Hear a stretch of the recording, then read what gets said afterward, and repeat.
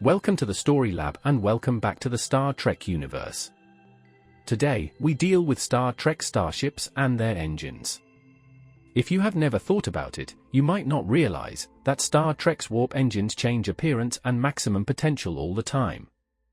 Especially with the new Trek series and the Kelvin timeline movies, everything is a bit complicated. How does it all fit together?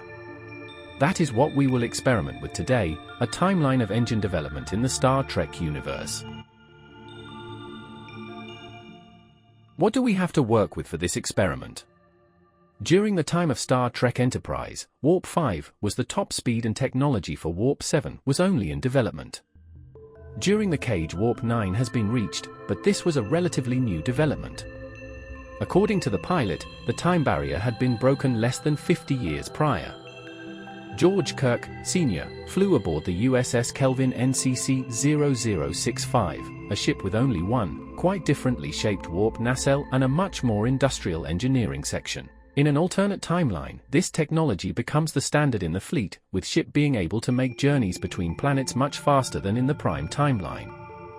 Around the same time, the USS Discovery and its sister ship, with their unique spore drive, were tested, put into service. During the original series, Warp 9 is possible, only being avoided as to not overheat the dilithium crystals. All of the ships up until now used a horizontally shaped warp reactor, originally developed by Henry Archer. The warp reactor is replaced by a vertical warp core intermix chamber after TOS, which becomes the new standard in the fleet.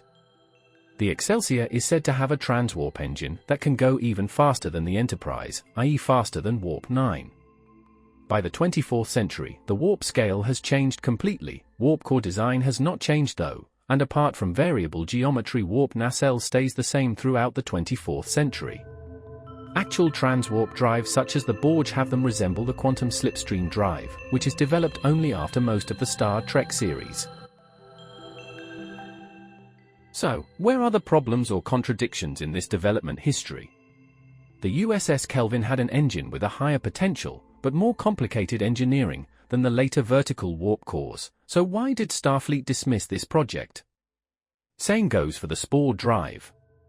How and when was the warp core technology developed, when it seems to be not very derivative of the warp reactor? What is the time barrier? Let's figure it out together. Here is the list of our ingredients. The timeline of the engines, which in short goes like this. Warp reactor up to about Warp 7. Kelvin engine, spore drive. Time barrier. Warp reactor up to Warp 9. Warp core. Then, we have the time barrier, which should be explained. The Kelvin engine and spore drive should be dismissed. The warp core technology should be created. And we are going to put down as a rule that Starfleet does not make stupid decisions. Put it all in it, let's head to the analysis.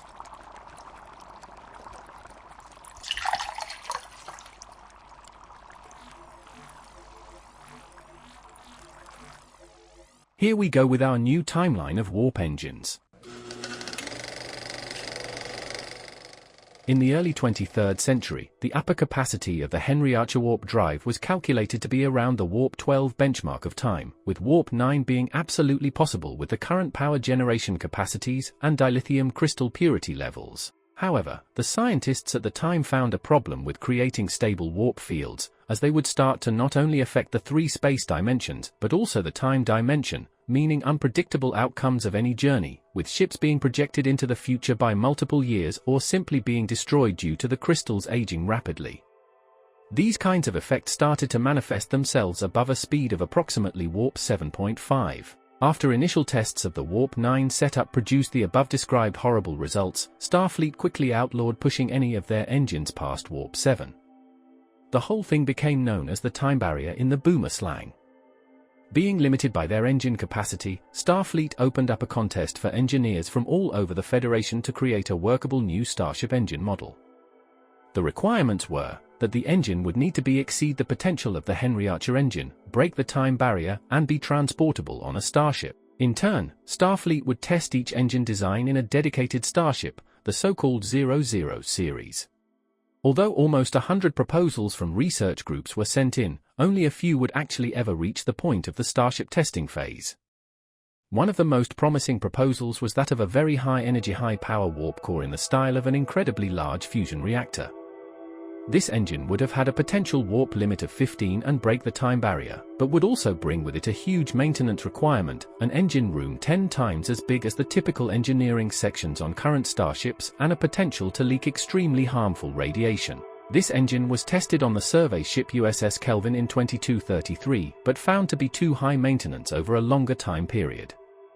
In an alternate timeline, the USS Kelvin was destroyed whilst on mission in January of 2233, with then First Officer George Kirk crashing the ship into a Romulan mining ship that emerged through a black hole. These events led to an entire separate timeline in which a second test ship for the Kelvin engine had to be built, which was then found to be of an acceptable level of maintenance effort.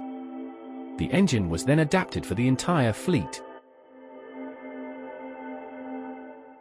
Other proposals from that time included a vertical intermix chamber setup and a top-secret spore drive, both of which were tested on their own dedicated ships, although Starfleet kept the tests of the spore drive secret by not registering the ships in question as 00 series.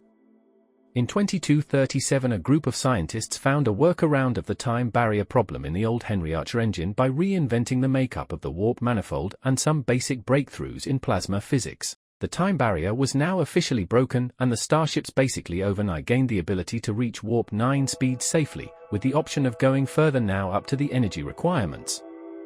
Thus, the engine model contest was discontinued and all ships continued to use the Henry Archer warp reactor. Starfleet continued development on the most promising alternative engine models for the next few decades though, working extensively on the vertical intermix chamber warp core setup that would eventually be refined, combined with the Henry Archer engine, and then be adopted as the new fleet standard.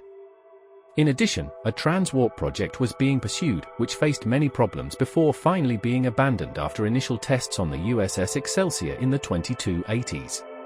This backstory could be used as a setup for many interesting stories set in the first half of the 23rd century.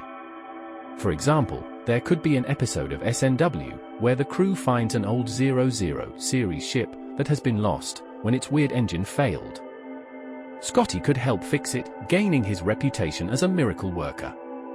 Furthermore, new stories set in that time could make use of the time barrier story element. As you might have noticed, the backstory explains two more things from the Kelvin timeline movies that have puzzled fans. Why does the Kelvin have a 00 registration number?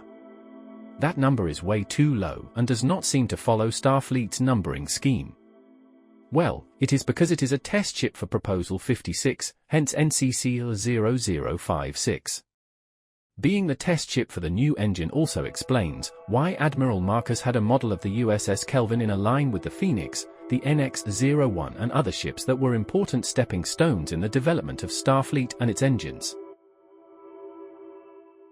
Let's summarize. The time barrier was a time warp problem with the Henry Archer warp reactor, which blocked ships from going faster than warp 7. Starfleet tried to work around that by coming up with an entirely new engine. The Kelvin engine was promising, but too cumbersome. The time barrier was broken by a few corrections to the original engine design, stopping the development contest. Starfleet still continued to develop the warp core setup, eventually perfecting it and allowing ships to surpass the ceiling of the Henry Archer engine's potential. Please note that everything presented here is simply the results of an experiment. No part of this presentation is intended as a correction of an existing story or claims to be the real story. The selection or omission of any parts of the source material is not to be understood as commentary, positive or negative, on the original productions. These are simply thoughts and experiments based on existing material, and none of it could be created without the work of all those involved in creating the original works. As with any scientific result, you may utilize any of the story ideas that resulted from these experiments for your own experiments or production, while citing this experiment as its source. It is now closing time for our lab. Goodbye until next time.